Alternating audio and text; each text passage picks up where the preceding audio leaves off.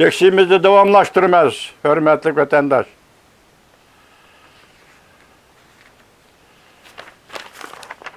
Bugünkü islaha 2020 yıl 12. ayının 16. günü enlikteki mavzumunda Kengaş Palatası Cumhuriyetçiler Partisi'nin peshqadam a'zosi Joe Biden'ın prezident bulup saylanganligini tan aldı. Donald Trump qattiq bir ağız gap qildi mavzuli xabar 12. ayının 15. günü Vanvet orbiti e'lon qilindi. Xabar mundaq boshlandı.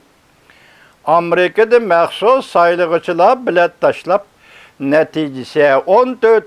günü ro'yobga chiqdi. Demokratlar Partisining nomzodi Joe Biden g'alaba qildi.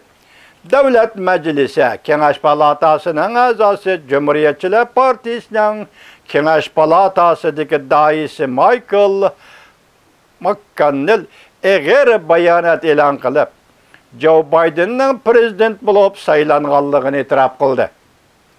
Bu to'g'rida navbatdagi prezident Donald Trump Twitter'da fikr qoldirdi va matbuotlar bu fikrni xabar qildi.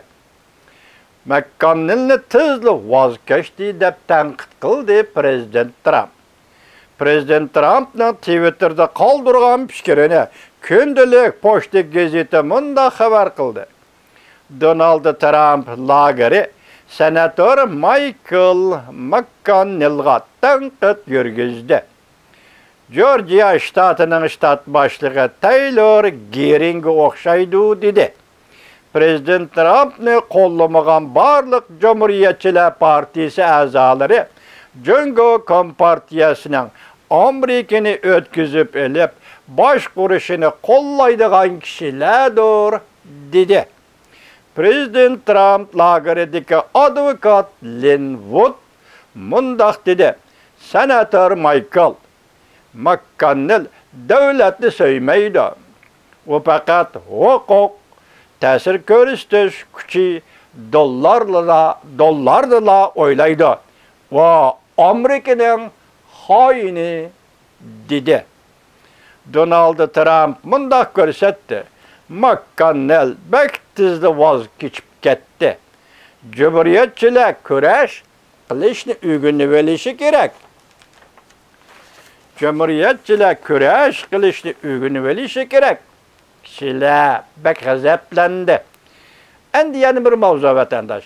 Asosiy qonun mutaxassislari besim oldida prezident Trump mag'lub bo'ldim demedi. Buning ahamiyati intayin zo'r deb ko'rsatdi. Mavzuli xabar 12. ayning 14. günü Vanvet orbitida e'lon qilindi. Xabar mundaq boshlandi. 12. ayning 14. günü har qaysi shtatlarda saylovchilar biletini tashladi.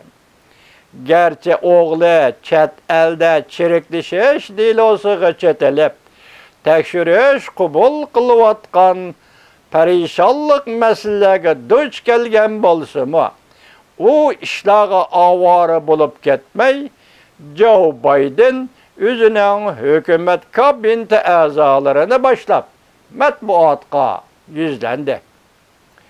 Qisman kishilar qaytadan safga turdi. Kengash Palatasi Cumhuriyetçiler Partisining raisi yangi prezidentni tabrikladi. Yuqorida so'zlashdik McConnellni deydi.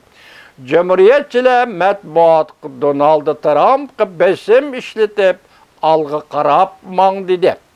Yani peshqadam Cumhuriyetçiler Donald Trump saylam soxtapazligini ayblaganligi uchun buningdan norozi bo'lib, o'zi bu partiyadan chekindi. Solchilarning dangdorlari niqobini yirtib tashlab, niqobini yirtib tashlab, aymanmay kechiringlar, aymanmay Donald Trump zo'ravonlik ishlatamiz dedi. Xilma-xil besimlarga duch kelgan Donald Trump gruppasidagilar bayonot e'lon qildi. Prezident voz kechmaydi. Saylam soxtapazligiga yanala urush e'lon qiladi dedi. Bir nafar asosiy qonun mutaxassisi mundaq ko'rsatdi.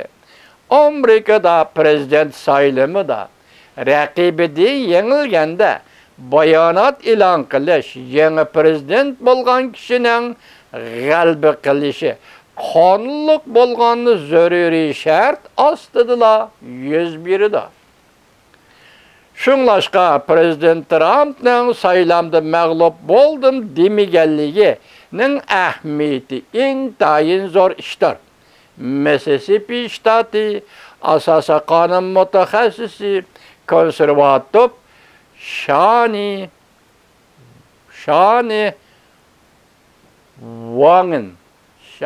Wang'ın hata okup aldım ama şu lisanlarla vazifem bana ve de önüme leksiyalarımız tüküdü vatandaşım. Ende muhakeme kılımız vatandaşım.